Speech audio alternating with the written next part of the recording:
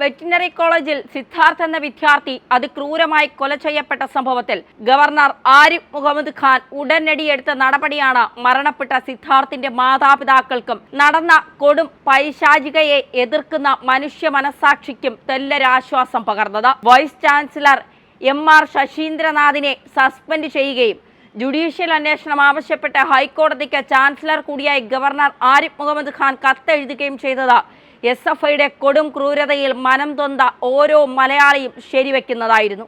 SFIയുടെ നേതൃത്വത്തിൽ നടന്ന നരഹത്യയാണ് സിദ്ധാർത്ഥിന്റെ മരണം.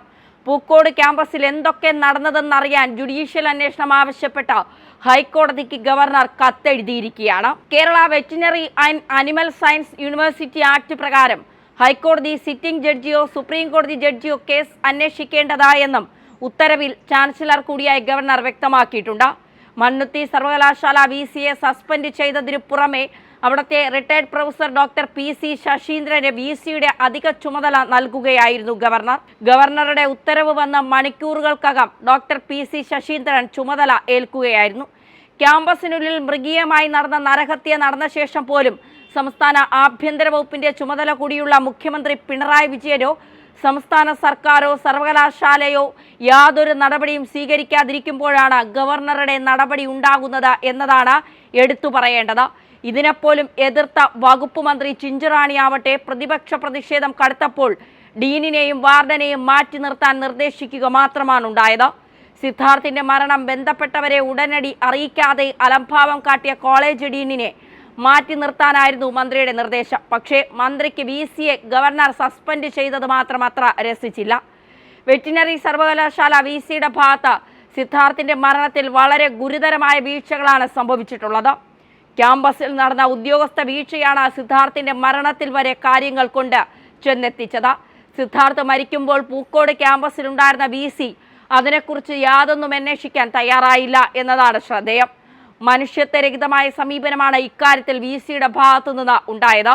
സിദ്ധാർത്ഥിനെ SFI ഗുണ്ടകൾ പരസ്യ വിചാരണ നടത്തുന്ന 3 ദിവസങ്ങളിലും ഇതേ VC ഈ ക്യാമ്പസിൽ തന്നെ ഉണ്ടായിരുന്നു. അതിൽ നിന്ന് തന്നെ VC മരണവിവരം അറിഞ്ഞില്ല എന്ന് പറയുന്നത് പച്ച നുണയെന്ന് വ്യക്തം. മരണം അറിഞ്ഞിട്ടും അതേപ്പറ്റി തിരക്കാനോ നടപടികൾ എടുക്കാനോ VC തയ്യാറായില്ല എന്നതാണ് വാസ്തവം. ആൾക്കൂട്ട വിചാരണയിൽ കൊല ചെയ്യപ്പെട്ട വിദ്യാർത്ഥിയുടെ ജഡം സുൽത്താൻ ബത്തേരി താലൂക്ക് ആശുപത്രിയുടെ മോർച്ചറിയിൽ കിടക്കുമ്പോൾ മാനേജ്മെന്റ് കൗൺസിൽ തിരഞ്ഞെടുപ്പിന് വോട്ട് പിടിക്കുന്ന തിരക്കിലായിരുന്നു ഈ മഹാനായ VC എന്നതാണ് മറ്റൊരു ക്രൂരത. മാനേജ്മെന്റ് കൗൺസിൽ തിരഞ്ഞെടുപ്പിന് വോട്ടിനായി 100-ലധികം അധ്യാപകരുടെ അഭിമുഖം നടത്തി സ്ഥലം വിട്ട VC തുടർന്ന് പൂക്കോട്ടേക്ക് പൊങ്ങിയില്ല. മനുഷ്യത്വം തൊട്ട് തീണ്ടാത്ത നടപടി കാട്ടി SFI ഗുണ്ടകളെ സഹായിക്കാനാണ് VC സത്യത്തിൽ ശ്രമിച്ചത്. ഗവർണർ അച്ചടക്ക നടപടിയെടുത്ത ശേഷമാവട്ടെ മാധ്യമങ്ങൾക്ക് മുന്നിലെത്തി സ്വയം ന്യായീകരണം നടത്തി ജനങ്ങളെ കബളിപ്പിക്കാനാണ് VC ശ്രമം നടത്തിയത്. ഡീനിനെയും മറ്റും താൻ സസ്പെൻഡ് ചെയ്യാനിരിക്കെയാണ് തനിക്കെതിരെ ഗവർണർ നടപടിയെടുത്തതെന്നായിരുന്നു VCയുടെ വിശദീകരണം. കേരളത്തിലെ മനുഷ്യ മനസാക്ഷിയാകെ നടുക്കിയ അത്യന്തം പൈശാചികമായ കൊലപാതകമാണ് പൂക്കോട് ക്യാമ്പസിൽ നടന്നിരിക്കുന്നത്. ഇതുവരെ പുറത്തുവരുന്ന വിവരങ്ങൾ ഇക്കാര്യം സ്ഥിരീകരിക്കുമ്പോൾ കലാലയങ്ങളിൽ സ്വന്തം കുട്ടികളെ പറഞ്ഞുവിടുന്ന മാതാപിതാക്കളുടെ മനസ്സിൽ SFIയും ഭയവും ഭീതിയും വിതച്ചിരിക്കുകയാണ്. CPMന്റെ സംഘടനയായ SFI ഗുണ്ടകളെ എങ്ങനെയും രക്ഷിച്ചെടുക്കാനുള്ള ശ്രമമാണ് കേസ് അന്വേഷണത്തിന്റെ തുടക്കം മുതൽ പോലീസ് ചെയ്തത്. ജനങ്ങളിൽ നിന്ന് കടുത്ത പ്രതിഷേധം ഉയരാൻ തുടങ്ങിയ ശേഷം മാത്രമാണ് പോലീസിന് ഒരൽപ്പം ജീവൻ വെക്കുന്നത്. അപ്പോഴും കൊടും ക്രൂരത കാണിച്ച പ്രതികൾക്ക് ജാമ്യം ലഭിക്കുന്ന തരത്തിലുള്ള വകുപ്പുകൾ ചുമത്തി കേസെടുക്കാനാണ് പോലീസ് ശ്രമമുണ്ടായത്. സിദ്ധാർത്ഥ് എന്ന മിടുക്കനായ വിദ്യാർത്ഥിയെ ചിത്രവധം ചെയ്ത കൊലപ്പെടുത്തിയ കോളേജ് അധികൃതർക്കെതിരെ ഇനിയും നടപടി ഉണ്ടായെന്ന് തീർത്ത് പറയാനാവില്ല.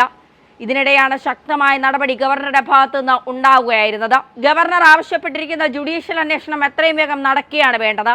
ഒപ്പം സിദ്ധാർത്ഥിന്റെ കൊലയിൽ CBI അന്വേഷണവും ആവശ്യമാണ്. സിദ്ധാർത്ഥിന്റെ കുടുംബവും ഇത് ആവശ്യപ്പെടുകയാണ്. CBI അന്വേഷണത്തിലൂടെ മാത്രമേ SFI നടത്തിയ പൈശാചികതയ്ക്ക് പിന്നിലെ കറുത്ത കരങ്ങളെ നീതിപീഠത്തിന് മുന്നിൽ എത്തിക്കാനാകൂ.